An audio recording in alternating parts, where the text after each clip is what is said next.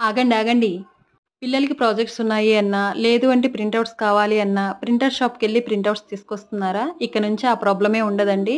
ఈ వీడియోని మొత్తం ఎండ్ వరకు చూసారు అంటే గనక, మీరిక నుంచి ప్రింటర్ షాప్‌కి వెళ్ళాల్సిన అవసరమే రాదు. దానికి ఏం చేయాలి అంటే, ఒక క్యాండిల్, అలాగే ఏ4 షీట్, కాయిన్ ఉంటే సరిపోతుంది.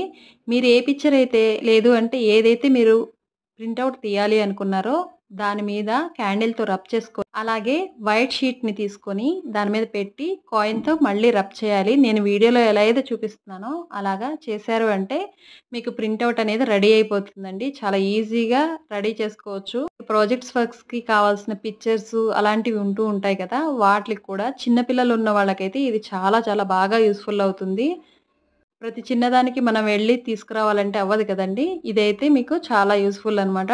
తప్పకుండా ట్రై చేయండి. ఇలాంటి మరిన్ని యూజ్‌ఫుల్ వీడియోస్ కోసం నా ఛానెల్‌ని ఫాలో చేయండి. Thank you for watching.